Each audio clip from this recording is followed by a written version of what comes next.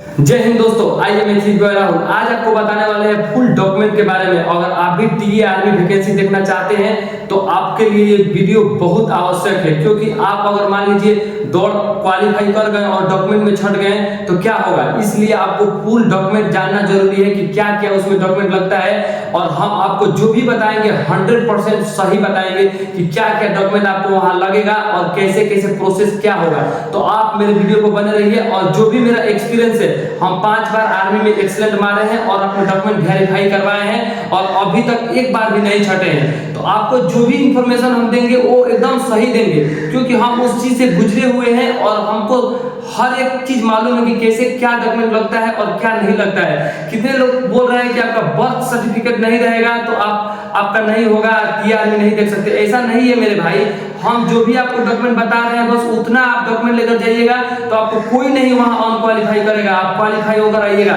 मान लीजिए आप दौड़ निकाल लिए तो टीए आर्मी का सबसे कोई जरूरी है तो डॉक्यूमेंट है, क्योंकि इसमें तो पहले ऑनलाइन नहीं करना है, कुछ भी नहीं करना है। तो आप अगर दौड़ वहां निकाल लेते हैं तो आपका सबसे जरूरी कोई चीज होता है तो वो है डॉक्यूमेंट, जिसके बारे में आज हम फुल डिटेल के बारे में जानेंगे कि वहां डॉक्यूमेंट क्या क्या लगेगा और फुल आपको बताएंगे कि डॉक्यूमेंट कैसे कैसे वेरीफाई होता है और क्या लगता है। तो आइए हम इस वीडियो के माध्यम से जानते हैं कि डॉक्यूमेंट क्या लगता है। मेरा नाम है थ्री बॉय राहुल और हम अभी 5 बार आर्मी एक्सीलेंट मारे हुए हैं, जिसमें से एक बार टीए आर्मी भी गए हैं, उसमें भी क्वालिफाई हुए हैं। मेडिकली अनफिट के चलते मेरा जॉब नहीं हुआ।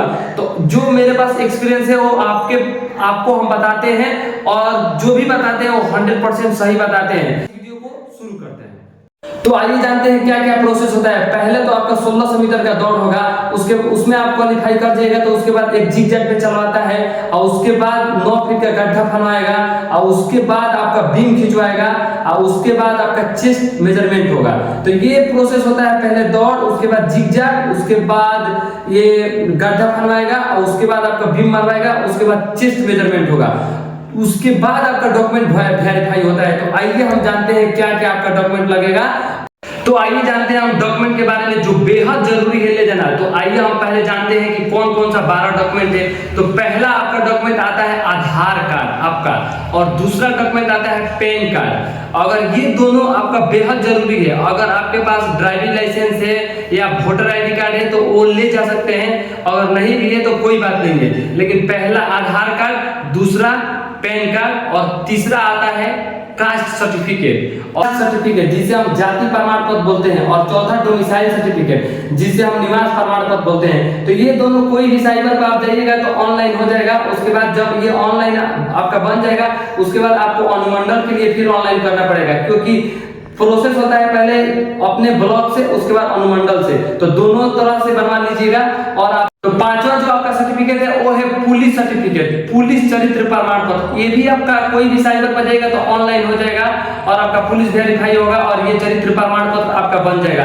तो ये जो आपका सर्टिफिकेट बताए हैं, कास्ट सर्टिफिकेट और डोमिसाइल सर्टिफिकेट और पुलिस चरित्र प्रमाण पत्र, ये तीनों 6 माह का अंदर का आपका होना चाहिए। अगर 6 माह पुराना है तो फिर से आप बनवा लीजिएगा, क्योंकि पुराना नहीं लेता है। 6 माह का अंदर का आपका होना चाहिए। अगर आपका 6 मंथ का अंदर का है तो ठीक है, कोई दिक्कत नहीं है। ये तीनों सर्टिफिकेट 6 माह का अंदर का आपका होना चाहिए। अब आते हैं छठा सर्टिफिकेट। छठा सर्टिफिकेट ये है आपका कि जो आपका सरपंच, अगर आप गांव से आते हैं तो सरपंच, अगर आप शहर से आते हैं तो वार्ड पार्षद जो होते हैं उनको, तो उनसे भी आपको लिखवाना पड़ेगा अपना चरित्र के बारे में कि आपका चरित्र कैसा है। तो वो भी एक चरित्र प्रमाण पत्र है, वो भी वहां मांगा जाता है। टीआरबी में हम गए हुए थे तो वो भी वहां मांग रहा था लोग, क्यों आप अपना सरपंच का सर्टिफिकेट, तो वो भी आप बनवा लीजिएगा। सातवां आपका सर्टिफिकेट है जो सरपंच से ही बनेगा या वार्ड पार्षद से, जो आपका अविवाहित और विवाहित का है, तो वो भी आपको सरपंच से या वार्ड पार्षद से लिखवाना पड़ेगा कि हम अविवाहित है या विवाहित है।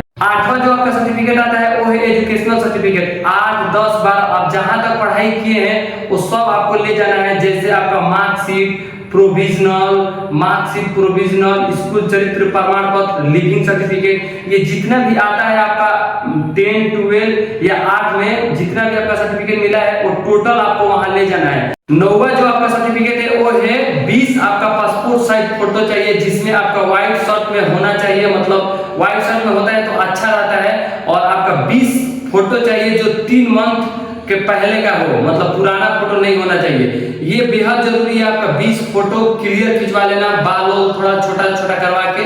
और अब आते हैं 10 सर्टिफिकेट में। जो एनसीसी आपका सर्टिफिकेट है तो वो ले जाइए, नहीं है तो कोई बात नहीं है। और 11वां सर्टिफिकेट आता है रिलेशन सर्टिफिकेट। अगर आपका रिलेशन सर्टिफिकेट है तो ले जाइए, नहीं है तो कोई बात नहीं है।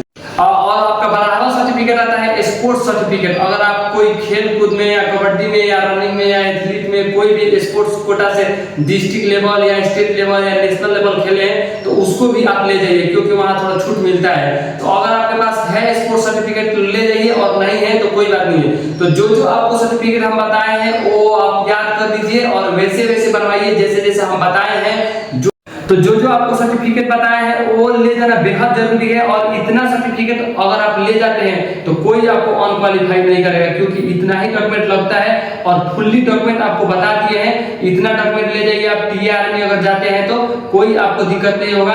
पहले तो ऑफलाइन बनता था तो बहुत दिक्कत होता था, ऑफलाइन में इधर दौड़ना पड़ता था उधर दौड़ना पड़ता था। अभी तो बहुत सुविधा हो गया है, कहीं साइबर के पास जाइए और ऑनलाइन कराइए और फिर अपना ऑनलाइन सर्टिफिकेट निकाल लीजिए, बन जा रहा है। तो अभी तो बहुत नॉर्मल हो गया और आसान हो गया सर्टिफिकेट बनवाना। लेकिन पहले बहुत दिक्कत था। 2018-19 में हम लोग वैकेंसी देखने जाते थे तो उस टाइम बहुत दिक्कत होता था। तो अभी से आप लोग बनवा लीजिए, अभी 1 मंथ टाइम है वैकेंसी में।